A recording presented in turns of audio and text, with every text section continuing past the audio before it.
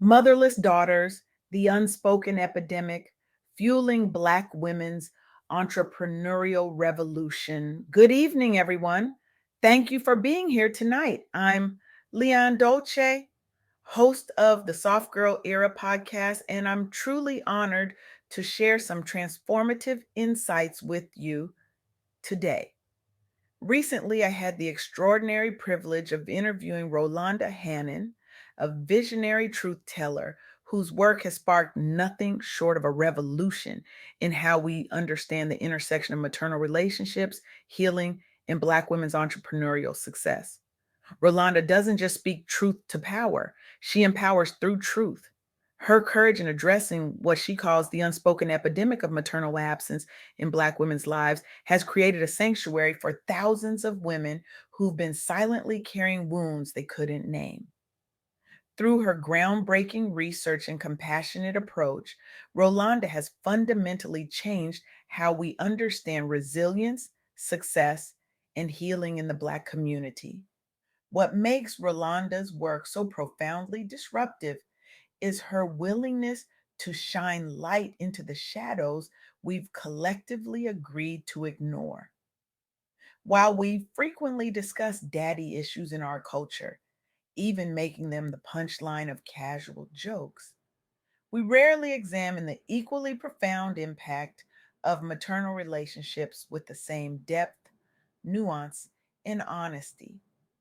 Rolanda's personal experience being raised by her grandmother, despite having an employed, stable mother nearby, offers a powerful lens through which to examine these dynamics. As she told me, the most painful absence isn't always physical, it's emotional. You can be sitting right next to your mother and still feel a universe away from being seen. Tonight, I want to explore a counterintuitive idea that emerged from my conversation with Rolanda, an idea so provocative it might initially make you uncomfortable. What if the very wounds from our maternal relationships are actually the hidden foundation for Black women's extraordinary resilience and unprecedented entrepreneurial success? What if, properly understood and healed, these experiences aren't just obstacles to overcome, but catalysts for transformation? This isn't about blame, it's about recognition, understanding, and ultimately liberation. Let's begin with a startling reality that should be front page news but isn't. In April 2025, Black women lost 106,000 jobs in a single month. Their unemployment rate jumped from 5.1% to 6.1% in just 30 days. These aren't just statistics, they represent real women facing real economic insecurity, real fears about providing for their families, real midnight moments of questioning their worth in a system that continues to devalue them. Yet simultaneously, Black women have become the fastest growing demographic of entrepreneurs in America. This apparent contradiction fascinated me. How could a group experiencing such significant employment challenges simultaneously lead in creating new businesses? The answer, Rolanda suggests, lies partly in the unique resilience many Black women develop through navigating complex maternal relationships. Consider this: when a child grows up with a physically present but emotionally absent mother, they often develop extraordinary self reliance. They become adept at creating their own opportunities, finding alternative support systems, and persevering through uncertainty.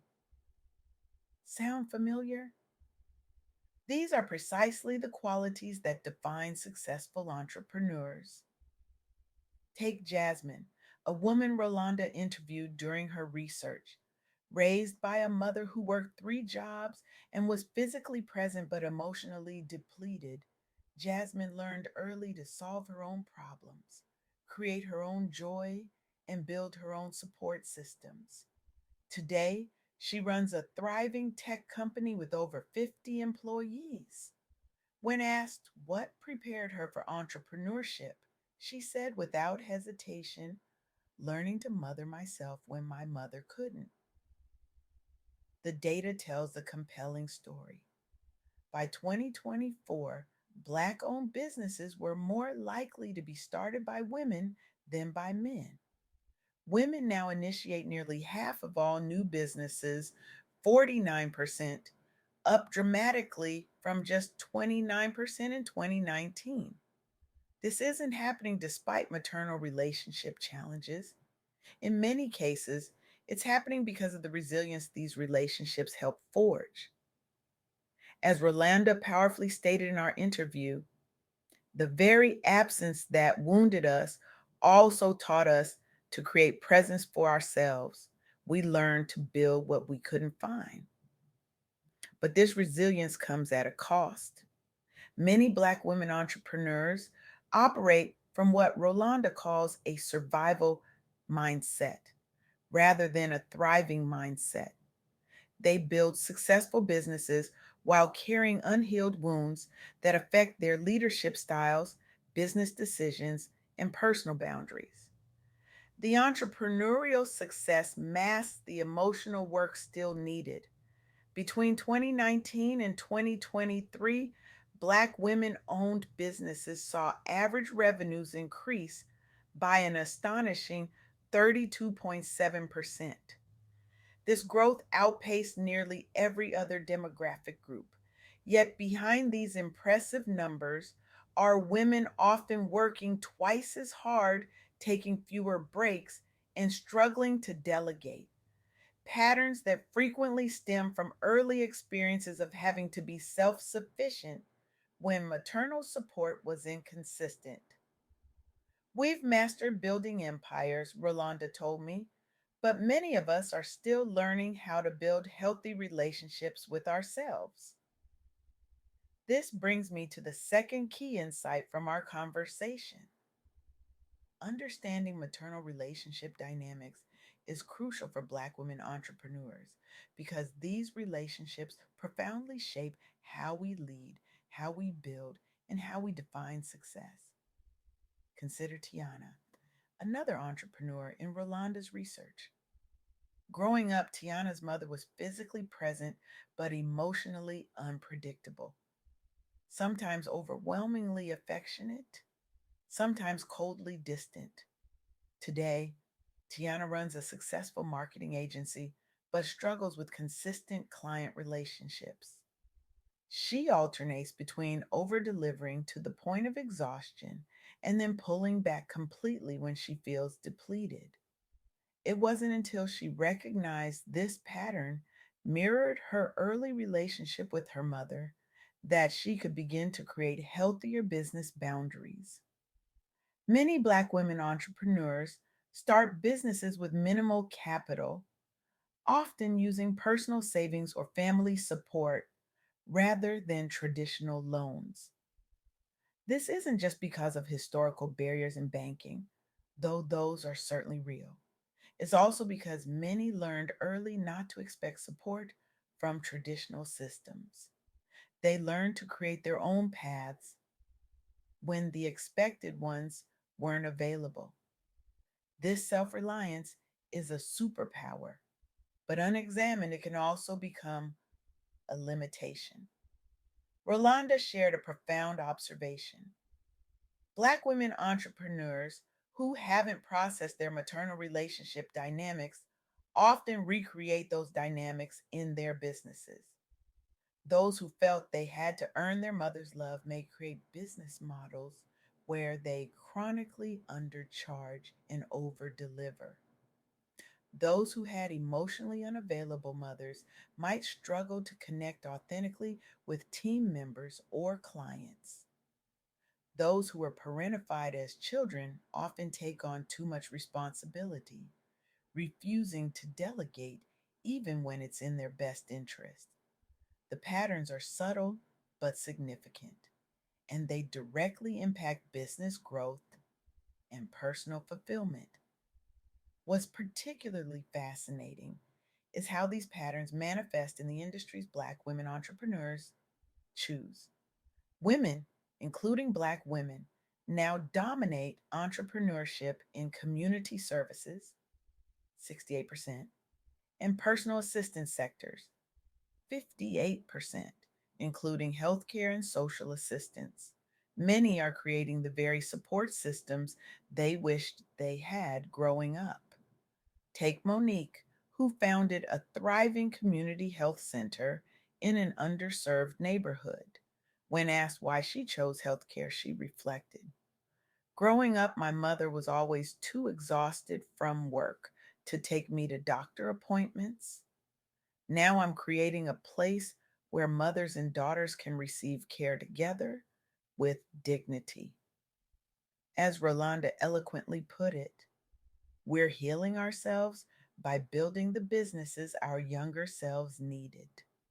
This brings me to the third and most powerful insight from our conversation. Accountability isn't about blame, it's about reclaiming power. When Rolanda talks about accountability in maternal relationships, she isn't suggesting, yeah, we blame our mothers for our challenges. Rather, she's inviting us to honestly acknowledge how these relationships have shaped us so we can consciously choose which patterns to keep and which to transform. This is particularly crucial for Black women entrepreneurs who are often creating new models of leadership and success with few blueprints to follow. Without this accountability, we risk unconsciously perpetuating the very dynamics we're trying to escape. Many Black women entrepreneurs cite workplace autonomy and escape from discriminatory corporate environments as motivations for starting their businesses. They're creating spaces where they can fully express their gifts without dimming their light. But if they bring unexamined maternal relationship patterns into these new spaces, they may unconsciously recreate familiar limitations. The good news is that awareness creates choice, and choice creates transformation. When Black women entrepreneurs begin to recognize how maternal relationship patterns show up in their businesses, they can make powerful shifts. They can establish healthier boundaries. They can create compensation structures that truly value their worth. They can build teams based on trust rather than control. They can lead from abundance rather than scarcity. This isn't just good for individual women, it's revolutionizing business culture. Black women entrepreneurs are increasingly creating companies that prioritize both profitability and well being, both excellence and sustainability. They're proving that success doesn't have to come at the cost of health or happiness. As Rolanda shared, when we heal the mother wound, we don't just change our businesses, we change the very definition of success. This new definition of success is creating ripple effects throughout our communities. Young Black women are now seeing diverse entrepreneurial role models who demonstrate that it's possible to be both powerful and well, both successful and supported. This is creating a positive cycle of inspiration for the next generation. The diversification of Black women's businesses into technology, healthcare, professional services, and beyond is opening new pathways for wealth creation in our communities. It's challenging stereotypes about what kinds of businesses Black women can lead. And it's creating economic opportunities that extend far beyond individual entrepreneurs. But perhaps most importantly, this entrepreneurial revolution is creating space for a new kind of conversation about maternal relationships in the Black community, one that honors the complexity of these relationships without getting stuck in blame or denial. So I challenge you tonight, look beneath the surface of your own success. What patterns from your earliest relationships might be silently shaping your leadership, your business decisions, your definition of worth. What wounds might actually be the source of your greatest strengths if properly acknowledged and healed? The revolution we need isn't just economic, it's emotional. It's not just about building businesses, it's about rebuilding our relationship with ourselves. It's not just about creating wealth, it's about creating wholeness. In the powerful words of Audre Lorde, caring for myself is not self indulgence, it is self preservation. And that is an act of political warfare. For Black women entrepreneurs, healing maternal relationship wounds isn't just personal work, it's revolutionary work that transforms businesses, communities, and ultimately generations. The maternal revolution has begun, and its impact will echo through boardrooms, balance sheets, and family trees for generations to come. The question isn't whether you'll be part of it. The question is how deeply you'll allow it to transform you, your work, and your legacy. Thank you